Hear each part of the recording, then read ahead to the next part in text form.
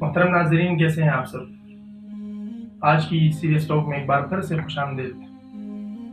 اللہ تعالیٰ کی اس جہاں میں بہت سی نعمتیں ہیں، ان سب میں سب سے بہترین نعمت المرأة الصالحہ۔ حدیث میں ہے الدنیا کلھا متاع وخیر متاع الدنیا المرأة الصالحہ۔ یہ دنیا نعمتوں کا نام ہے اور متاع ساز و سامان کا نام ہے، لیکن اس میں سب سے بہترین نعمت اور سب سے بہترین سامان وہ ہے اچھی اور صالح بیوی۔ تو شادی کے بعد جو زندگی ہوتی ہے، اس میں اتار و چڑھاؤ ہوتا ہے، کس طرح سے انسان فیس کرے ان اتار و چڑھاؤ کا، تو اس حوالے سے بات چیت کے لیے ہمارے ساتھ موجود ہیں مفتی عظیم معین صاحب۔ السلام علیکم ورحمۃ اللہ وبرکاتہ۔ وعلیکم السلام ورحمۃ اللہ۔ مفتی صاحب، موضوع کیسا رہا؟ موضوع تو ماشاءاللہ بہت اچھا دیا ہے آپ نے، اور بہت خطرناک بھی ہے، کیونکہ اس موضوع پہ اگر کوئی بات کرے گا تو ایسا سمجھا جائے گا کہ شاید یہ ان کی زندگی کے ایکسپیرینس ہے۔ تو میں پہلے ہی ایک ڈسکلیمر چلا دیتا ہوں کہ بھائی یہ میری زندگی کے ایکسپیرینس نہیں ہے، یہ اپنی تجربات نہیں ہے، میرے خالی جو ہے وہ خیالات کہہ لیں ان کو، یا میری معلومات کہہ لیں ان کو۔ ضروری نہیں ہے کہ جو بات میں آپ کو بتاؤں وہ ہو سکتا میں نے اس کو فیس بھی کیا ہو۔ تو اس لیے سب سے پہلی بات تو یہ ہو گئی کہ یہ جو ہے کیا کہتے ہیں، مشورے ہیں، اچھی باتیں ہیں۔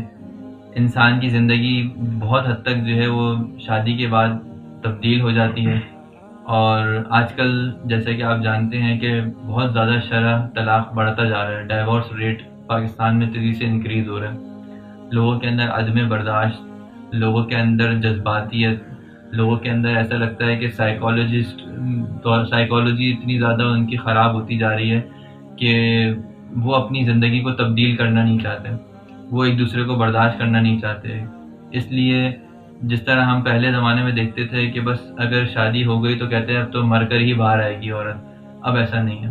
اب جو ہے وہ عورتوں کو بہت تیزی سے جو ہے وہ طلاقیں واقع بھی ہو جاتی ہیں، اور المیہ اب تو یہ ہے کہ عورتیں بھی مطالبہ کرتی ہیں طلاق لینے کا، ورنہ پہلے عورت کے ذہن، تصور، خیال میں بھی نہیں آتا تھا کہ ہم کسی شوہر سے طلاق ہم لیں، یا ہم جو ہے اپنا گھر تباہ کریں، ہم اپنا گھر خراب کریں۔ جیسے تیسے بھی ایک کوشش ہوتی تھی وہ گھر کو بنانے کی، سمیٹنے کی، گھر کو تعمیر کرنے کی کوشش کیا کرتی تھی۔ لیکن اب چونکہ مزاج کے اندر آزادی ہے، سوشل میڈیا کا دور ہے، ہر عورت کی دسترس وکلا تک بھی ہے، عدالت تک بھی ہے، تو اس لیے وسائل بھی ان کو مل ہیں، ہر ایک کے پاس موجود ہیں۔ پھر گائیڈ کرنے والے بھی اتنے اللہ معاف کرے ایسے ہیں کہ جو اپنی چند روپے کی یا چند ٹکوں کی جو ہے ضرورت کے بقدر، ضرورت کی وجہ سے جو ہے وہ اگلی کو غلط مشورہ دے کر اس کی زندگی تباہ کر دیتے ہیں۔ وقتی طور پہ تو اس کو عورت کو لگتا ہے کہ یہ مجھے کسی ایک مشکل سے میری جان چھڑا رہا ہے، مجھے آزاد کر رہا ہے، لیکن حقیقتاً وہ ایک ایسی تنگ گہرائی میں یا ایسی تنگ غار میں اس کو پھینک دیتا ہے اس کے بعد کہ جس سے نکلنا پھر اس کی بس کی بات نہیں رہتی۔ تو اس لیے بہت زیادہ مسئلے مسائل ہونے کی وجہ سے ہم نے سوچا کہ لائف آفٹر میرج کے اوپر ایک ٹاک شو کریں اور اس کے مسائل کو ڈسکس کریں کہ اس کو مینیج کیسے کرنا چاہیے۔ تو مفتی صاحب، میں نے حضرت علی کا ایک قول پڑھا، انہوں نے جو ہے نا شادی کے بعد کی زندگی کو 3 حصوں میں تقسیم کیا ہے۔ ایک حصہ ہے کہ سرور و شاہن، کہ 1 مہینے کا مزہ یا پھر خوشی، اس کے بعد ہے ہموم مداہن، زمانے کے غم، اور قصور گزارن، پھر آخر میں کمر کا ٹیڑھا ہو جانا، جھک جانا۔ تو یہ اس سے کیا مراد ہے؟ دیکھیں، حقیقت تو یہ ہے کہ حضرت علی رضی اللہ تعالیٰ عنہ کا جو یہ قول ہے نا کہ حضرت سے پوچھا گیا نکاح ماذا، فرمایا لزوم مہرن، کہ اپنے پر مہر کا لازم کر لینا، فرمایا ثم ماذا، فرمایا قال سرور شہر، وقتی طور پر خوشی ہو جانا۔ انسان جب نکاح ہوتا ہے تو خوشی سے پھولے نہیں سما رہا ہوتا، ایک ایسا جیسے کہ بچے کے ہاتھ میں ایک کھلونا آ جائے، اسی طرح عورت کے ہاتھ میں ایک مرد آ جاتا ہے، مرد کے ہاتھ میں ایک عورت آ جاتی ہے۔ اور شہر سے مراد 1 مہینہ نہیں ہے، مراد یہ ہے کہ ابتدائی نکاح کے بعد یہ 1 سال بھی ہو سکتا ہے، اور اس سے کم بھی ہو سکتا ہے، زیادہ بھی ہو سکتا ہے۔ نہیں اتنا نہیں ہو سکتا۔ سرور شارن بہرحال یہ ایک جذباتی سٹیج ہے جو بہت جلدی ختم ہو جاتی ہے، کسی کا مہینہ بھی نہیں لگتا، شادی کے 3 دن بعد ہی پھڈے شروع ہو جاتے ہیں۔ تو یہ سرور شارن کا مطلب یہ ہے کہ جب سب اچھا ہے، یعنی ہر طرف سے سپورٹ ہے، ہر طرف سے خوشیاں ہیں، ہر طرف سے فراوانی ہے، شادی کی مبارکبادیں چل رہی ہیں، اور رومانٹک سینز روز قائم ہو رہے ہیں اپنے اور بیگم کے درمیان. ہنی مون جانا. ہاں ہنی مون کے چکر لگ رہے ہیں, باہر ملک کے ٹرپ پہ ہو کے آ رہے ہیں. تو اس وقت تک یہ سرور و شہرین چلتا ہے. یعنی کہ ابھی ذمہ داریوں کا بوجھ, بچوں کا بوجھ اور گھر کی پریشانیاں اور بہت سارے مسئلے مسائل کا انسان شکار نہیں ہوا. تو جب تک یہ نہیں ہوتا سرور و شہرین, یعنی سوچیں شروع کے ایام سرور و شہرین میں چلتی ہیں. تو یہ فرمایا کہ پہلی اسٹیج ہے. اور سرور و شہرین کو ہم چلیں کہہ لیتے ہیں کہ شادی کے سے لے کر 1 سال تک سرور و شہرین کا دورانیہ ہے. یہ وہ اسٹیج ہے جس کے اندر مرد اور عورت جو ہے وہ ایک خوش و خرم اور ایک اچھی ہیلدی لائف, ایک رومانٹک لائف اور ایک جو ہے وہ بہت ہی زیادہ خوشگوار زندگی کے ایسے ایام جس کو بعد میں یاد کر کے روتی ہیں, پچھتاتی ہیں, یا یاد کر کے وہ لڑکے روتے ہیں, پچھتاتے ہیں, یہ گزارتے ہیں. پھر اس کے بعد آتا ہے اگلی اسٹیج, جب بچے کی کلکاریوں کی آوازیں آتی ہیں اور پتہ چلتا ہے ماشاءاللہ جو ہے وہ گھر کے اندر ایک چاند سا ٹکڑا آ گیا ہے اور پہلا بچہ ہو جاتا ہے, یا مثال کے طور پہ خاتون خانہ پریگننٹ ہو جاتی ہیں. تو پھر شروع ہوتا ہے ذمہ داریوں کا دور. اب ڈاکٹروں کے خرچے, اب میڈیکل کی رپورٹس کے خرچے, اب جو ہے بچوں کی پڑھائیوں کے خرچے, اب جو ہے گھر کے راشن کے خرچے. یہ ہموم داہرین ہیں کہ ایک طرح سے اب زمانے بھر کے غم جمع ہوتے جا رہے ہیں. ہر نیا دن آنے والا ایک مزید خرچہ بڑھا رہا ہے, ہر دن آنے والا ایک مزید نئی ٹینشن بڑھا رہا ہے. کبھی بچے بیمار ہیں تو وہ ٹینشن, کبھی جو ہے بجلی کا بل آ گیا, کبھی گھر کے اندر راشن لانا ہے, کبھی جو ہے کسی کے اسکول کی فیس کا واؤچر آیا ہوا ہے. تو اب یہ زمانے بھر کے غموں کا اسٹیج شروع ہو جاتی ہے. وہ پہلا دور سمجھے سرور و شہرین والا, وہ اب ایک سہانا خواب بن کے رہ گیا. اور پھر اس کے بعد سمجھ لیں شادی کے 20 سال 25 سال یہ ہموم داہرین, زمانے بھر کے غم ہی چلتے رہتے ہیں. یہاں تک کہ جس کی 25 سال یا 30 سال میں شادی ہوئی, اس کی قصور و ظاہرین تیسری اسٹیج آ گئی کہ اب اس کی اپنی کمر ٹیڑھی ہو گئی, یعنی کمر اس کی ٹوٹ گئی. یعنی اب اس کے اوپر آہستہ آہستہ خود بیماریاں آ گئیں. اب تک تو ہٹا کٹا تھا, بچوں کے ساتھ بھاگ رہا ہے, دوڑ رہا ہے, جوانی اپنی انجوائے کر رہا ہے. لیکن اب یہ ہے کہ کبھی کمر کے اندر چک آ گئی, کبھی جو ہے بڑے میں اٹھتے اٹھتے جو ہے وہ سیدھے نہیں ہو پا رہے اور کمر سیدھی کر رہے ہیں, کبھی جو ہے وہ کوئی مرض لاحق ہو رہا ہے, کبھی ڈائجسٹنگ کی بیماریاں ہو رہی ہیں, کبھی جو ہے بلڈ پریشر بڑھ رہا ہے, کبھی شوگر ہو رہا ہے. اس طرح کے امراض اب اس آدمی کو اٹیک کرنا شروع ہو گئے. تو یہ زمانہ کو حضرت علی رضی اللہ تعالیٰ نے قصور و ظاہرین سے تعبیر کیا کہ دیکھو پہلا تو زمانہ تھا سرور و شہرین کا, پھر اس کے بعد زمانہ شروع ہوا ہموم و داہرین, پھر اس کے بعد زمانہ شروع ہوا قصور و شہرین. ہمارے استاد فرمایا کرتے تھے کہ اس کے بعد نہیں پوچھا سائل نے کہ ثم ماذا, فرمایا پوچھتے بھی تو کیا کہتے ہیں دخول و قبر, اب آگے رہی کچھ نہیں کیا کہ اس کے بعد تو قبر میں ہی داخل ہونا ہے. تو بہرحال یہ تینوں سٹیجز ایسے ہیں کہ جس کے اندر مزاج بالکل الگ ہوتے ہیں, جس کے اندر آپس میں ایک دوسرے کو ٹریٹ کرنے کا انداز بالکل الگ ہوتا ہے, اور جس کے اندر آنے والے پیش آمدہ مسائل کا حل بالکل الگ طریقے سے ہوتا ہے. مثال کے طور پہ ایک مثال سے میں سمجھاتا ہوں کہ آپ کا سرور و شہرین چل رہا ہے اور آپ گھر میں داخل ہوئے, آپ بڑے رومانٹک انداز میں اپنی بیگم کو کہتے ہیں آج تو تم بڑی خوبصورت لگ رہی ہو, آج تو جو ہے ہماری بیگم کا 14ویں رات کا چاند کے جیسا کھلکھلاتا ہوا چہرہ نظر آ رہا ہے. تو اس وقت اس کو یہ سن کے جو ہے وہ خوشی سے بھر جائے گی, اس وقت اس کو یہ سن کر اس کی انگ انگ کے اندر جو ہے وہ خوشگواری کے احساسات اور جذبات اس کے بڑھ جائیں گے. لیکن اگر آپ مثال کے طور پہ ہموم داہرین کے پیریڈ کے اندر یہی باتیں آگے کہتے ہیں شادی کے 10 سال بعد کہ آج آپ جو ہے وہ بہت ہی خوبصورت لگ رہی ہیں, تو بیگم یہ کہے گی کہ کیا طبیعت ٹھیک ہے, کسی سے جو ہے وہ کیا کہتے ہیں پٹائی کھا کے تو نہیں آئے, کہیں سے جو ہے وہ کوئی مسئلے مسائل یا کوئی بری خبر تو نہیں سنانے والے جو آگے آج مجھ سے آپ ایسی بات کر رہے ہیں. تو دیکھیں بات ایک ہی ہے, لیکن جب پیریڈ بدلا تو اب اس بات کے کہنے کا اثر بالکل بدل گیا. اور یہی بات مثال کے طور پہ آپ قصور و ظاہرین میں کہتے ہیں, آپ بڈھے ہیں اپنی بڑی بیوی کو کہہ رہے ہیں کہ آج آپ بڑی اچھی لگ رہی ہیں اور آپ جو ہے بڑی خوبصورت لگ رہی ہیں, تو بیگم کہیں گی کیا ہو گیا بڑے میاں بڈھے میاں سٹی آ گئے کیا, اس بڑھاپے میں بھی تمہاری حرکتیں صحیح نہیں ہیں. تو یہ دیکھیں ایک ہی ڈائلاگ ہے, ایک ہی بیوی ہے, ایک ہی شوہر ہے, لیکن مختلف پیریڈز کے اندر نتیجہ مختلف آ رہا ہے.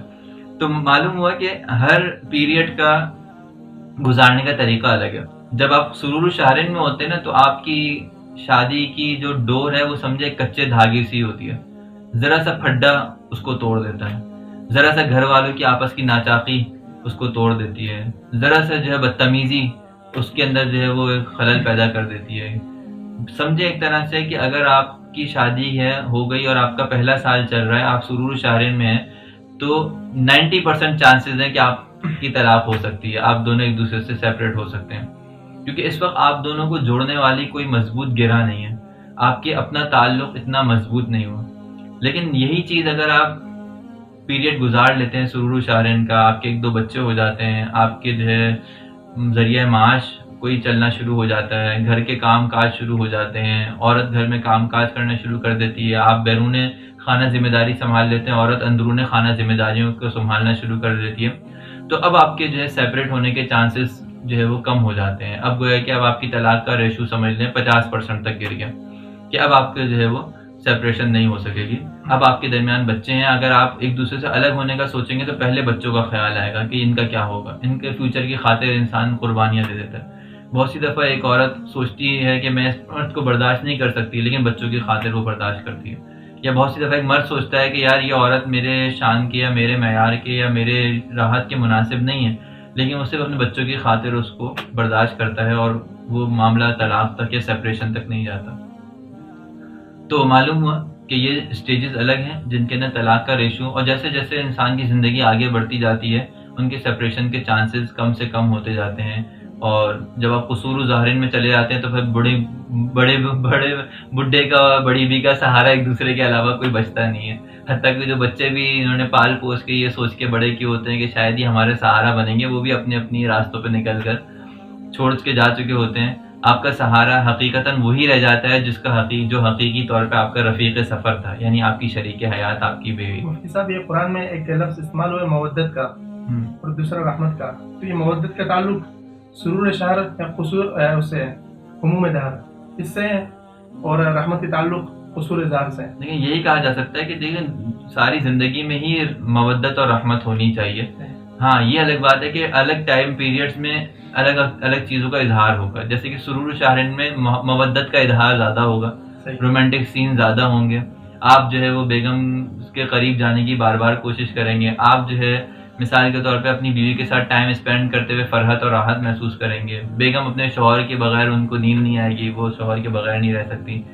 لیکن جب ہموم دہر شروع ہو جاتے ہیں تو پھر اب رحمت کی اسٹیج زیادہ غالب ہوتی ہے، اس وقت اتنا کوئی جو ہے وہ مودت کا ماحول باقی رہتا نہیں ہے۔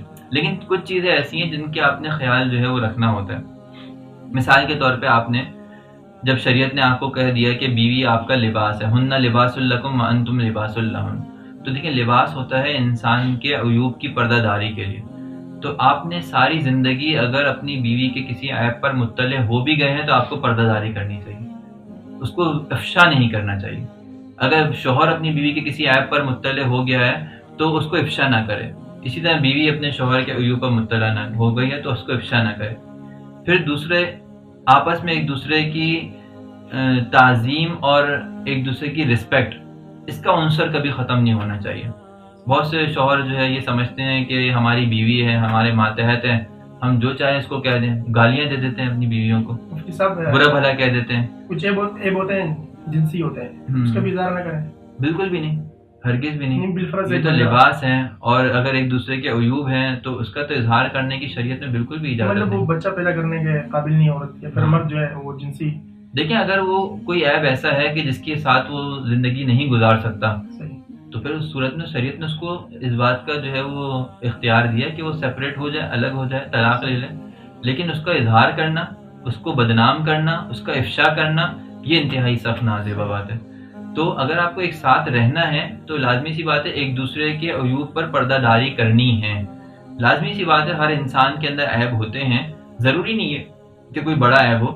مثال کے طور پہ ایک انسان کے اندر جو ہے کیا کہتے ہیں کھانا کھانے کی تمیز نہیں ہے، یہ بھی ایک عیب ہے، لیکن اگر بیوی اس عیب کو دوسروں کے سامنے ظاہر کرے گی تو لازمی سی بات ہے یہ شوہر کو انتہائی سخت ناگوار ہوگا۔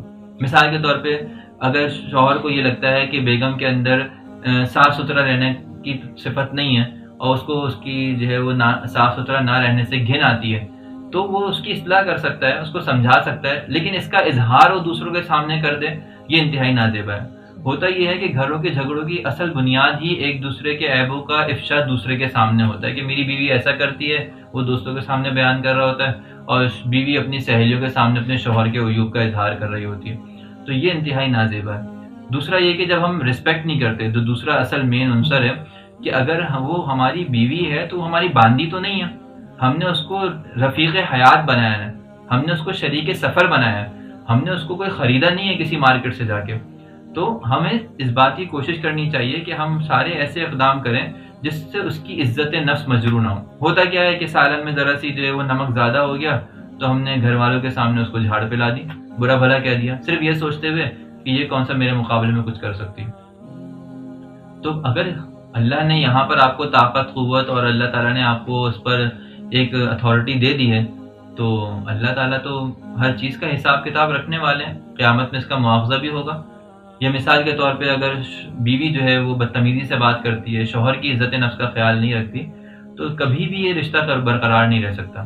اگر آپس میں ایک دوسرے کی عزت نفس کا خیال نہ ہو تو پھر رشتہ جو ہے وہ شادی کے بعد خراب ہو جاتا ہے اور عام طور پہ یہ ٹوٹنے کی کگار تک پہنچ جاتا ہے۔ اسی طرح اگر ایک دوسرے کی پرائیویسی کا خیال نہ رکھا جائے، مثال کے طور پہ ایک دوسرے کے بارے میں شکوک و شبہات کا شکار ہے، شوہر گھر میں داخل ہوا، دیکھا بیگم بات کر رہی تھی تو شہن شک میں مبتلا ہو گیا، پتہ نہیں کس سے بات کر رہی تھی۔ اسی طرح بیگم اگر دیکھتی ہے کہ شوہر گھر پہ رات کو دیر سے آ رہا ہے، کہیں چلا گیا، آج نہیں آیا گھر پہ، تو وہ شکوک و شبہات کا شکار ہو گیا، پتہ نہیں کس سے ملنے چلا گیا تھا۔ تو یہ جو شکوک و شبہات ہوتے ہیں یہ انسان کی زندگی میں ایسی دراڑیں ڈال دیتے ہیں جس کی وجہ سے اس کی میرج لائف بہت متاثر ہوتی ہے۔ ہوتا کچھ بھی نہیں ہے، حقیقت حال نکلتی ہے تو پتہ چلتا ہے کچھ بھی نہیں تھا، لیکن ان شکوک کی وجہ سے اتنا نیگیٹو مائنڈ بن جاتا ہے ایک دوسرے کا کہ پھر کسی موقع کے اوپر بات ہوتی ہے تو ایک دوسرے پہ الزامات کی بوچھاڑ ہو جاتی ہے۔ وہ حیران رہ جاتا ہے کہ اچھا یہ باتیں میرے اندر ہیں، مجھے نہیں پتا، اور بیوی حیران رہ جاتی ہے کہ شوہر پہ اتنے سارے الزامات لگا رہے وہ اسے نہیں پتا۔ تم تو اپنی والدہ کو میرے بارے میں پتہ نہیں کیا کیا کہتی ہو۔ بھائی اس نے کیا کہا؟ تم نے اپنے کانوں سے سنا؟ تمہیں کسی نے بتایا؟ تو جب تم نے اپنے کانوں سے سنا نہیں، کسی نے بتایا نہیں، تو کون سا الہام ہوا تمہارے اوپر کہ تم نے اس کے اوپر یہ الزام لگا دیا کہ تمہارے بارے میں اس نے اپنی والدہ سے بری باتیں کی؟ یا بیوی شوہر کو یہ کہہ دے کہ تمہاری اماں جو ہے وہ میری برائیاں کرتی رہتی ہیں ہر وقت۔ تو یہ شکوک و شبہات ہوتے ہیں، ایک دوسرے کے بارے میں بدگمانیاں ہوتی ہیں، اور یہ شیطان ہی ہوتی ہیں، شیطان ہی انسان کے دلوں میں ڈالتا ہے، اور جس کے اوپر لڑائی جھگڑے ناچاقیاں اور فتنہ فسادات ہوتے ہیں۔ تو بہت زیادہ اس بات کی ضرورت ہے کہ ایک دوسرے کے اندر جو ہے وہ شکوک نہ کریں، اعتماد کی فضا قائم رکھیں۔ جب تک کوئی واضح ٹھوس ثبوت کے ساتھ اگلے کے اندر کوئی بری حرکت نہ دیکھے، تب تک صرف شک و شبے کی بنا پر جو ہے وہ توہمات کا شکار ہو جانا یہ میرج لائف کو تباہ و برباد کر دیتا ہے۔ اچھا مفتی صاحب، کچھ لوگ نا مطلب ثابت ہو جاتا ہے بیوی مطلب کسی اور کے ساتھ افیئر چل رہا ہے تو اس کو قتل کر دیتے ہیں فوراً سے، تو کیا شرعاً یہ سزا ہے؟ نہیں، بالکل بھی نہیں۔ غیرت کے نام پہ قتل کرنے کی تو قانوناً بھی اجازت نہیں ہے، شرعاً بھی بالکل اجازت نہیں ہے۔ اگر کسی کو اپنی بیوی کی اس طرح کی حرکت پہ پتہ چل بھی گیا ہے تو زیادہ سے زیادہ اس کو اس بات کا اختیار ہے کہ وہ اس کو چھوڑ دے، اس سے تعلق اپنا رشتہ برقرار نہ رکھے۔ لیکن کسی کو قتل کر دینا، کسی کو نقصان پہنچا دینا، ایذا پہنچانا، اس کی تو شرعاً بالکل گنجائش نہیں ہے۔ سب بہت سے لوگ تساہل سے کام لیتے ہیں، بیوی کو طلاق نہیں دیتے ہیں اور اس کو اتنا برا بھی نہیں سمجھتے۔ وہ پھر جو ہے نا قرآن میں عزیز مصر کا جو قول ہے کہ اپنی بیوی سے کہتا ہے زلیخا سے کہ تم گناہ کی جو ہے نا بس توبہ کر لو، اس کے بعد طلاق نہیں دیتے بلکہ اس کو اپنے ساتھ رکھتے ہیں۔ بڑا اس کو جو ہے شریعت نے نا، نبی کریم صلی اللہ علیہ وسلم نے ایسے آدمی کو دیوس فرمایا ہے کہ جو بیوی کی بے حیائی کے اوپر جو ہے وہ برداشت کر کے بیٹھا رہے اور اس کو کچھ نہ کہے۔ اگر ایک انسان دیکھ رہا ہے کہ میری بیوی کے چال چلن اچھے نہیں ہیں اور اس کے جو ہے تعلقات اچھے نہیں ہیں، اور وہ پھر بھی اس کے اوپر جو ہے وہ پریشان نہیں ہوتا، اس پر فکر مند نہیں ہوتا، اس کو ختم کرنے کی کوشش نہیں کرتا، تو یہ کوئی اچھی صفت نہیں ہے۔ شریعت میں اس کو دیوس یعنی ایک انتہائی بے غیرت شخص کہا گیا ہے۔ تو جو باغیرت آدمی ہوتا ہے وہ تو کبھی اس چیز کو برداشت نہیں کر سکتا۔ تو کوشش یہ کرے کہ شکوک و شبہات کا شکار نہ ہو، لیکن جہاں کوئی واضح ٹھوس ثبوت مل جائے اس کے سامنے، یا خود اپنی آنکھوں سے کوئی ایسا عملی اقدام ہوتے ہوئے دیکھ لے وہ، تو بالکل اس کو شریعت نے اختیار دیا کہ وہ اس سے سپریشن اختیار کر لے، اس سے کنارہ کش ہو جائے۔ اچھا مفتی صاحب، بہت سی خواتین جو ہے نا بار بار مطالبہ کرتی ہے کہ مجھے جو ہے نا میکے جانے دیا جائے، ہفتے میں 3-4 بار بیانے وہ جانا چاہتی ہیں، تو شریعت اس حوالے سے کیا کہتی ہے؟ دیکھیں، جب شادی ہوتی ہے نا تو یہاں پر بھی وہی بات ہے کہ سرور شاہرین کا حکم الگ ہے اور حموم دارین کا حکم الگ ہے۔ بعد میں تو ہو سکتا ہے عورت خود ہی جانے کے لیے تیار نہیں ہو، آپ جو ہے وہ اس کی منت سماجت کریں کہ اللہ کے واسطے کبھی تو چلی جایا کرو. شروع میں تو ایسا ہوتا ہے کہ عورت اگر جاتی ہے تو بیچارہ مرد جو ہے وہ کروٹیں بدلتا ہے, اس کے سینے پہ سانپ لوٹ رہے ہوتے ہیں اور اس کو اپنے بستر کے نیچے کانٹے محسوس ہو رہے ہوتے ہیں, اور 10 سال بعد 15 سال بعد یا 20 سال بعد ایسا ہو جاتا ہے, یا کہہ لیں کہ شروع کے چند سال گزرنے کے بعد ایسا ہو جاتا ہے کہ مرد دعائیں مانگ رہا ہوتا ہے, یا اللہ بیگم صاحبہ چلی جائیں اپنے گھر پہ, تھوڑے 2 دن مجھے ریلیکسیشن کے مل جائیں. بیگم کا جانا اس کے لیے دنیا کا سب سے بڑا ریلیف ہو جاتا ہے. تو یہ سمجھے الگ الگ اسٹیجز کی الگ الگ باتیں.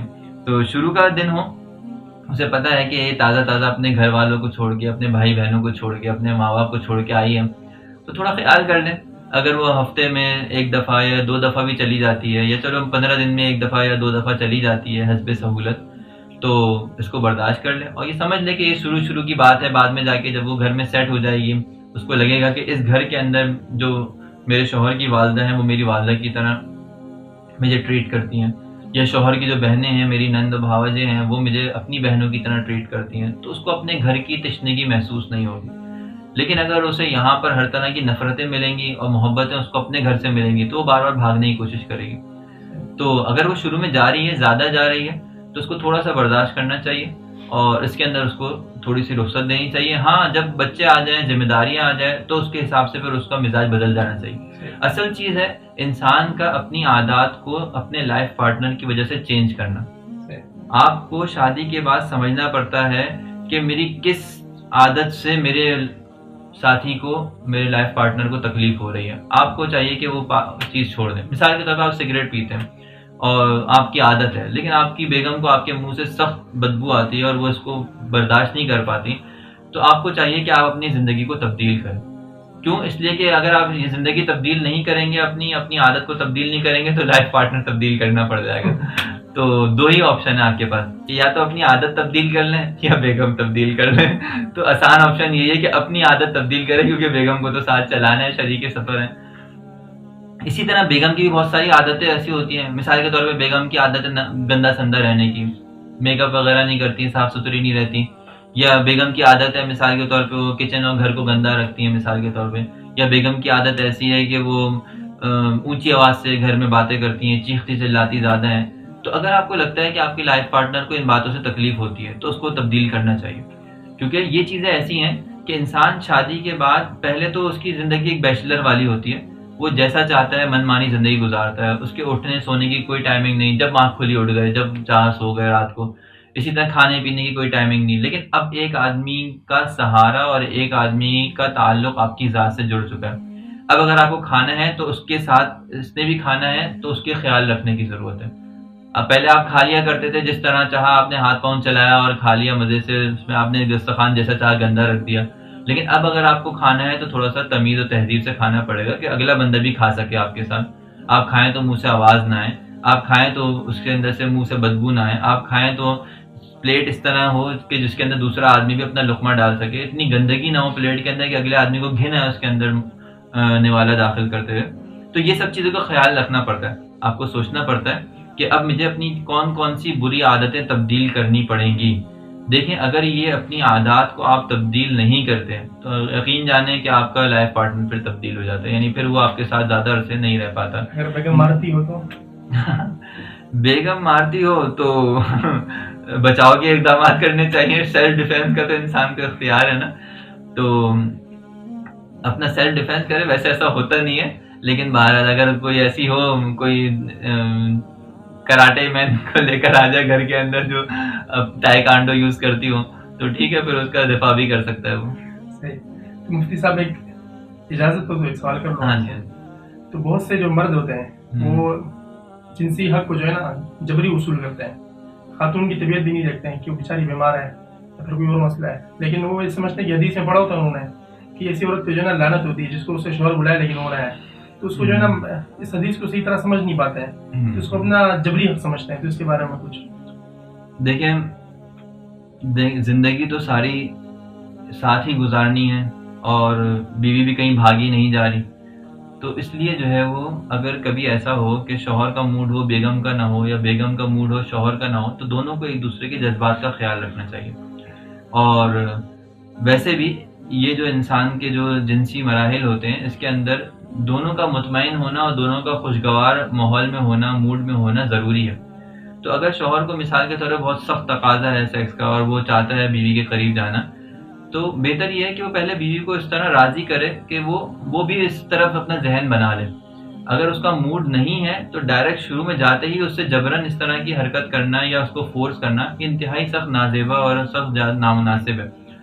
اور بیوی کو بھی چاہیے کہ جس طرح شوہر اس کے لیے بہت ساری چیزوں کو، بہت ساری عادتوں کو قربان کرنا اگر شروع کر دیا ہے یا کر رہا ہے، تو وہ بھی اپنی عادتوں کو، اپنی بہت ساری خواہشات کو قربانی کرے.